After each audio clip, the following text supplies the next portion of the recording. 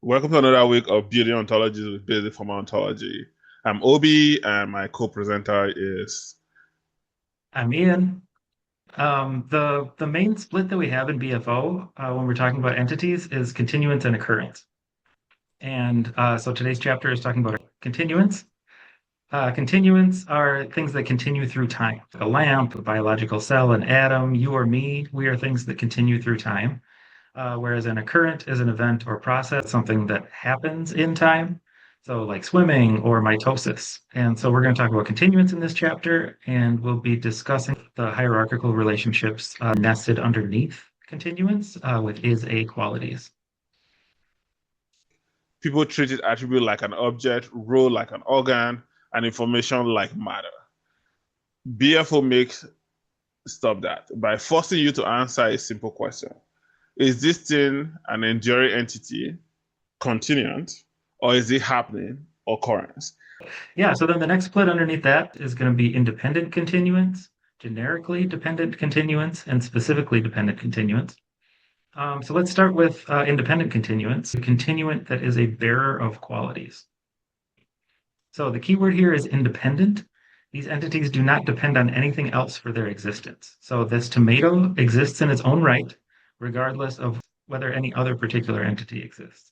So that's precisely what makes it capable of bearing qualities, like the redness of the tomato, rather than being one. So, a continuant is something that is wholly present at anytime it exists. It's persistent through time without having any temporal part. So your laptop is a continuant, your heart is a continuant, a tumor is a continuant, a mountain is a continuant, but a surgery is not. A surgery unfolds through time. That's an occurrence. And I will be like asking you that's watching this, is customer service on is customer onboarding a continuous occurrence? Is an occurrence, it unfolds in time. But the customer account is an entity that could be modeled as a continuous. And then if we talk about like independent continuous things that don't depend on other things to exist. These are standalone category and independent category roughly as a continuous that does not specially depend on something else at a time. It can exist on its own. It's just there at all time. Yeah, and it's a thing that can bear qualities, and it's not a quality itself. If we're working our way down the hierarchy, then here, after independent continuant, nested under there is a material entity, which is a type of independent continuant that has some portion of matter as part. It could be a human being. Undetached arms of human beings is one of the examples in the book that I like, um, or aggregates of human beings, so like a baseball team or a dance troupe. So these are examples of the three types of material entity that BFO describes as well. And we'll talk about them too. That's object, fiat, object part, and object aggregate. Um, and so an object in BFO is a material thing that takes up 3D space, moves and acts as a unit. So if you push part of it, the rest is going to come with it. And it has no arbitrary boundary. So it's a natural whole by itself. It's not a piece of a bigger thing. So for example, a coffee mug, it has volume, its handle moves with it, and it has clear natural boundaries where it ends. And an egg and everything inside it, or a spaceship and everything inside it, that would also be included as an object in BFO. Now, in contrast, your left half of your body is not an object. It's not a maximally self-connected object in the sense that we're describing. It's an arbitrary slice of the natural whole. So this left side of me is not described as a whole part by itself. So an object has to be a thing that is a natural whole, not a piece of something larger. Yeah.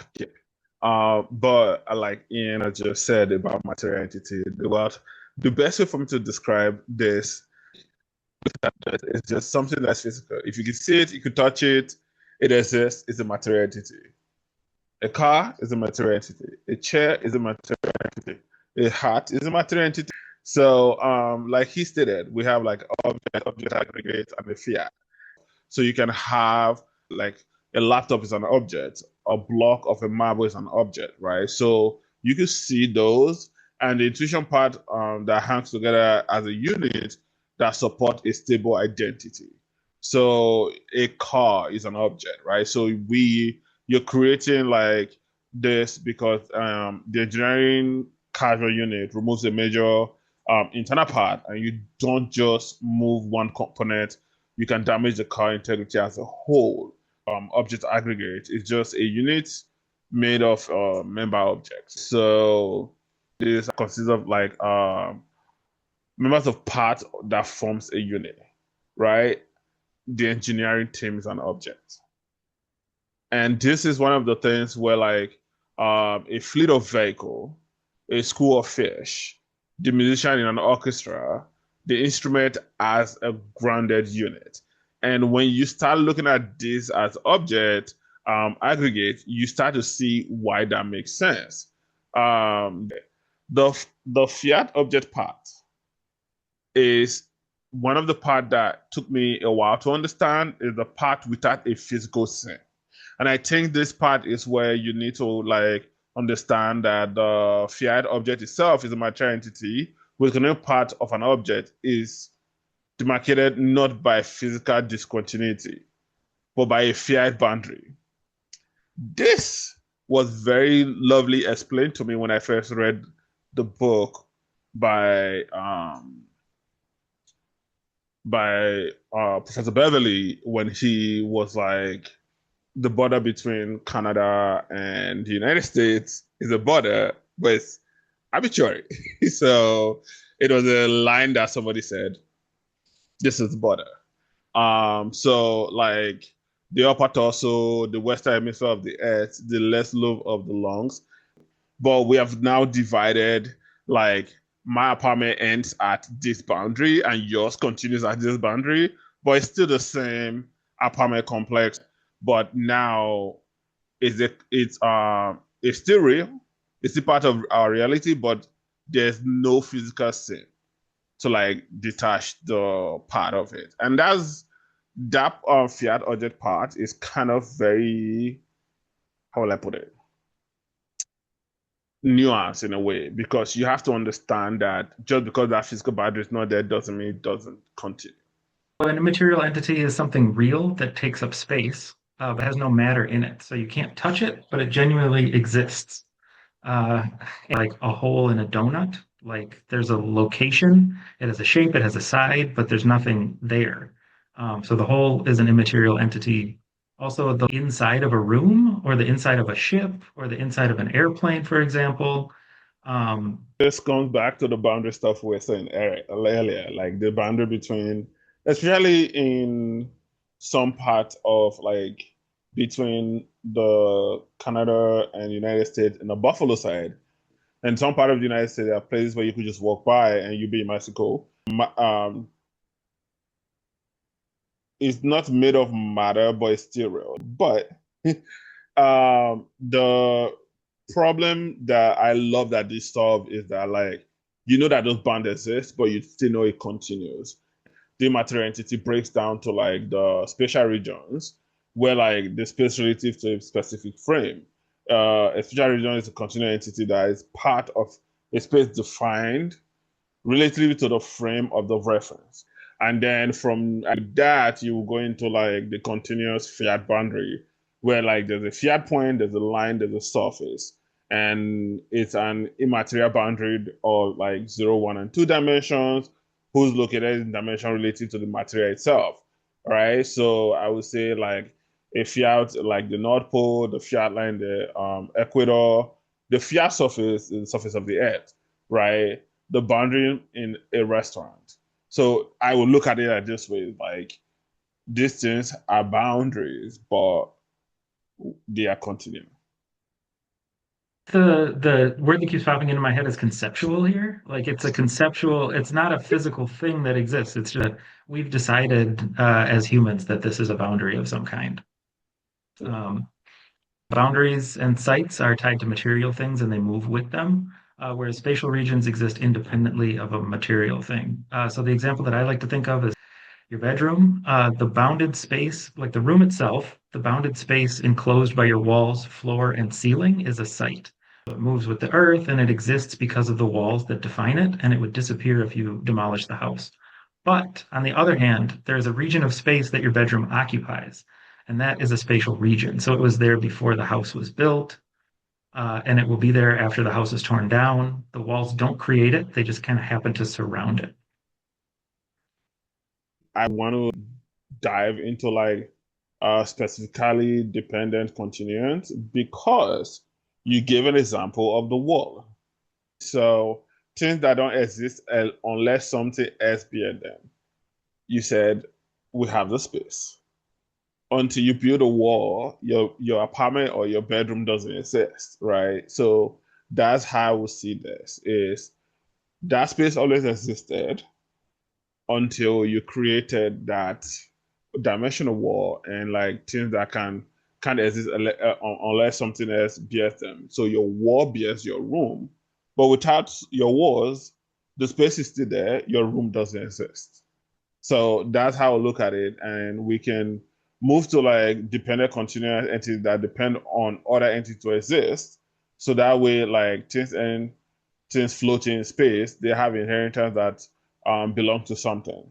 So that's how we'll look at it. So we'll have like quality, which will be attributed to inheritance. We have like relational qualities. We have realizable entity, and that is like role, disposition, and function. And we have like context dependent and non-essential, right? And we have dispositions, which is if it disappears, the bearing change. And we have functions, and I think that function is a special kind of disposition that designs or evolves. When you have like a quality attribute, it's specified defender that thinks about like color, mass, temperature, shape. The carpent color is a quantity, the tumor size is a quantity, the patient blood pressure at the time is a quantity-like measure tied to a bearing. When we're talking about specifically dependent continuants, they're going to have qualities with realizable entities. Those are things that like are going to show up under the right conditions. So if we have the right condition for example, some realizable entities are going to be a property that sit dormant on a bearer until the right circumstances trigger it. So like for example, you might have the ability to speak French. It inheres in you right now, but it only manifests when you speak it. And then we have a role, we have a disposition, and we have a function. And a role is a realizable entity. It's a type of realizable entity that you have because of external circumstances that are put on you. So not because of anything intrinsic to what you are exactly. So an example might be a patient, and you have this role just because you're in the hospital right now, or like you're checked into the hospital as a patient. Or you could be a professor, and that is a role that is granted by an institution. If you resign, the role leaves, but nothing about your body or your mind necessarily changed. In contrast to that, a disposition is a realizable entity that is grounded in the physical makeup of the bearer. So a good example of this one is sugar solubility. It will dissolve in water because of its chemical structure, and that disposition is there even if the sugar never touches water. It has the ability to dissolve, but it won't necessarily dissolve unless it's triggered by being mixed in with water. And then a function is it's a special type of disposition, but with one extra condition, which is that the thing exists because of that capability that it has that is built in. So either nature selected for it or a person designed it with that purpose in mind. And so the difference between a disposition and a function is that like a rock might have the disposition to scratch glass. It can do it, but it wasn't made or evolved to scratch glass. Now, on the other hand, a knife has the function of cutting. It exists exactly, precisely because someone designed it to cut. So that purposeful origin is what makes it a function rather than just a disposition. And some other examples might be a heart has the function of pumping blood. It evolved for that purpose. A knife has the function of cutting. It was designed for that purpose. A key has the function of opening a specific lock. It was made for that purpose. So that's what's going to help us differentiate between a function and a disposition when we're thinking about these things. When we're trying to decide which bucket we're going to put something in, these are the kinds of questions we're going to ask ourselves. Thank you, Ian. I think I would cement that by saying always look when you're trying to bucket things, put roles, function, and disposition, because these are the famous confusion. And then kind of do like role context based, not essential. Disposition is physical grounded, using implies physical change. And function is disposition grounded in design or evolution for realizing certain process. And I think this would give us a leeway to generically dependent continuous information that can have multiple copies. So I would say a generically dependent continuous is an entity that can exist across multiple copies, like a pattern or a content that is concentrated in different carriers. A PDF, a PDF as informational content, not as a specific hard drive selector. The carrier is essentially a material entity. The information content is a CD, is a GCD. The same document in three places. If I email you a PDF, upload it into SharePoint or print it, you now have multiple concentration of the same information content that the logic behind GCD. Yeah. Yeah, a generically dependent continuant is different from a specifically dependent continuant in that a specifically dependent continuant is going to be locked to one bearer. So, like, if I have a headache, that is my headache. My headache cannot exist without my head, and it can't move to Obi's head, for example. My particular headache exists only in my head. Or, like, if we're talking about an apple or a tomato again, the redness of that apple or the tomato exists only in that apple or tomato. So, if the bearer disappears, if I were to burn that tomato, or I don't know, how do you destroy a tomato? But if I destroyed it in a way that destroyed the color, it would, the specifically dependent continuant, the redness in that apple or that tomato would disappear with it. Now, on the other hand, a generically dependent continuant is different.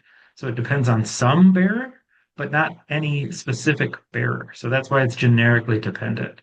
So it's not specifically dependent on a thing, it is generically dependent on a type of thing. So it can move, it can copy, it can exist in multiple places at once while it's remaining the same thing. So the way that I like to think about it is a specifically dependent continuant says, I need this exact thing to exist. A generically dependent continuant says, I need something to exist, but I don't care which something. So a good example, a canonical example is the PDF file. It needs to be stored somewhere, but it doesn't matter where. You can copy it somewhere. Obi was just talking about this. So the key intuition is that generically dependent continuants are the kinds of things that we think of as information or patterns.